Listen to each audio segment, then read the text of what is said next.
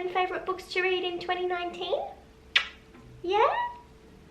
Hey everyone, welcome back to my channel.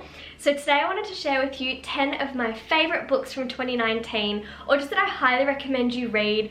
We don't really have much time left in 2019, but maybe you want to start reading them for 2020 and add them to your book list.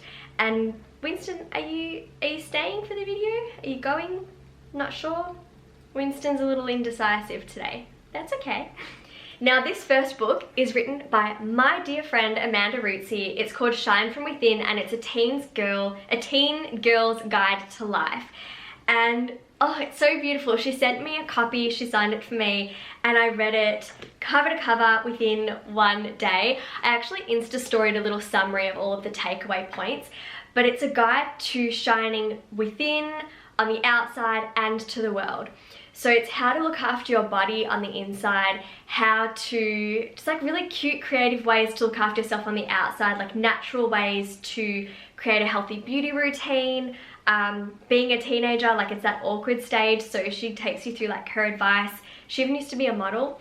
And then Shining to the World is all about building your confidence. So I highly recommend this book, and even though I'm in my late 20s, like I loved reading it. So you don't actually have to be a teen girl to read it, but it is designed for that sort of age or demographic. Now the next book, this is called Musings from the Moon, and the prose and illustrations are by Jenna Raimondo. I actually include these in some of my self-love gift boxes for Self Love Club. I will leave my gift boxes and all my resources down below as clickable links. But this book is absolutely stunning, and it's the kind of book, if you're looking for more inspiration and love and just beauty, then this is something that you keep by your bedside table, or it's a coffee table book. And on the back is just a little passage I wanted to read you. So it says, "Take a deep breath in and lay down all that hurts you. It is time now, dear one, to put it down, to free yourself from the illusion that you need to be more to become yourself." This book is basically self-love and compassion in a nutshell, in the most beautiful illustrations and little passages, so I highly recommend this one too.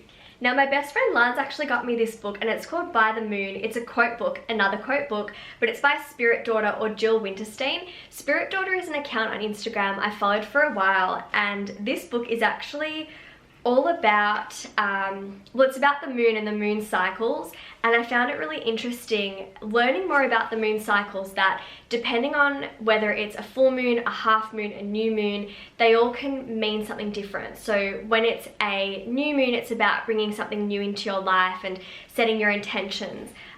When it's a full moon, I think it's all about letting go. So I loved a lot of these quotes, really spoke to me, a lot of them. Actually, I loved all the quotes and they all spoke to me.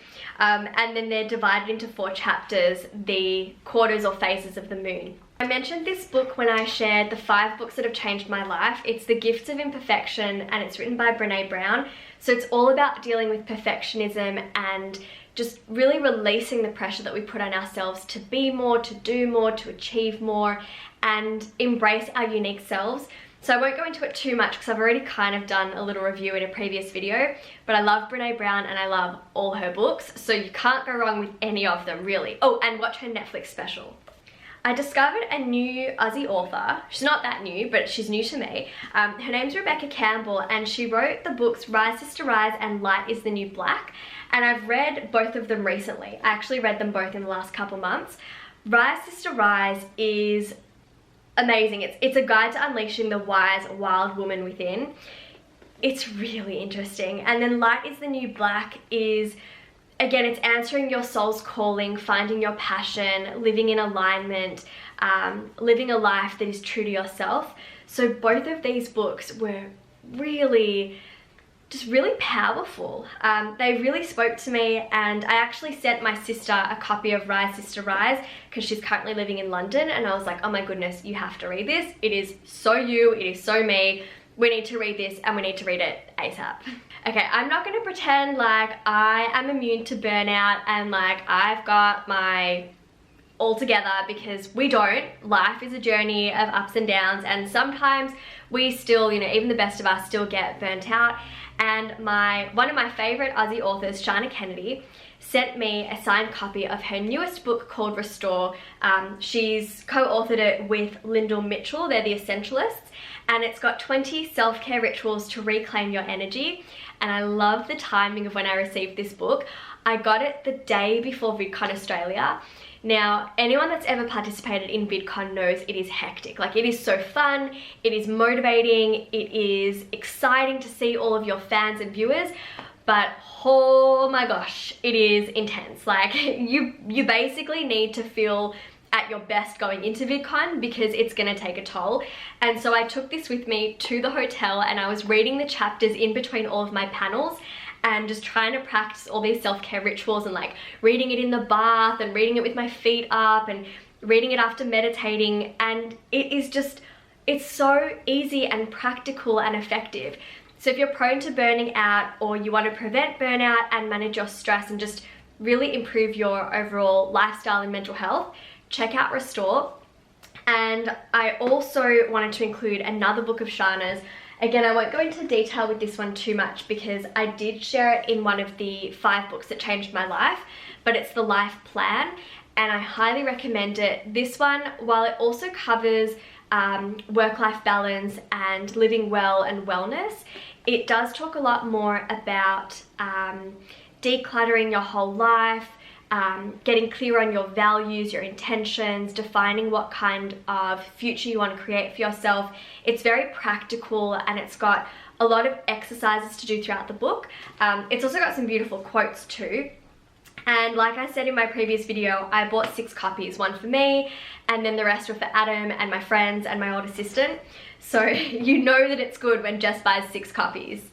This next book is more about productivity, organization, getting stuff done, but doing it in a really time-effective manner. So it's all about time management. It's called Work Smarter, Live Better by Cyril Papier. And this is also the cover is quite similar to The Life Plan because it's a limited edition copy that I bought from Kikki K a couple years back. But still, it really impacted the way that I go about my work days. You know, just like getting things out of the way, doing the things that you don't like first so that you don't procrastinate. If you struggle with procrastination or not feeling motivated or just feeling really overwhelmed because you don't feel organized, this book is really going to help you out. I don't know if you can get the exact same design and copy now because I bought this a while back, but I will link it down below for Amazon so you can still buy it online. And yeah, I think it's a really practical book, especially if you're a student or you're running your own business and you've got to be self-motivated. Definitely check it out. Oh, I didn't know which one of her books to include because I love 2 of them in particular. Gabrielle Bernstein, I love the recent book Super Attractor, but I also really love The Universe Has Your Back. I don't have it in the room with me right now, but that was the first book of hers that I ever read. Both of them really speak to me because it's all about living in alignment, being true to yourself, being patient, being trusting in the timing of life, following your purpose and your intuition.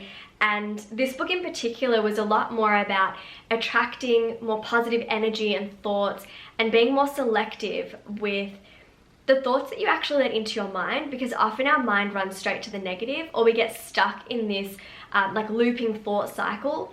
So I really loved this book. And like I said in a previous video, this one is not really about manifesting materialistic things into your life. It's actually about manifesting higher frequencies and happier emotions and just getting into a state where you are the best version of you so that you can attract wonderful things into your life and really just create a future that's right for you. So for someone that really didn't read when they were a student, besides homework and textbooks, I feel like I'm doing really well now as an adult because I love reading, but you'll see the theme between all of the books that I recommend. A lot of them are more about self-development.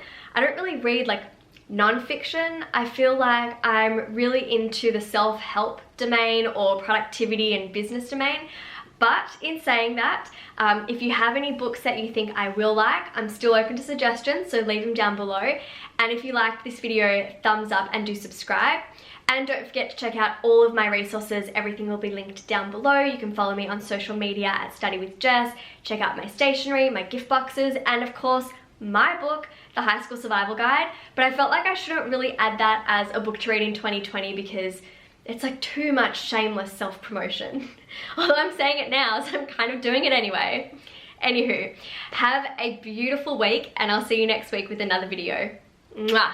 Bye, lovelies.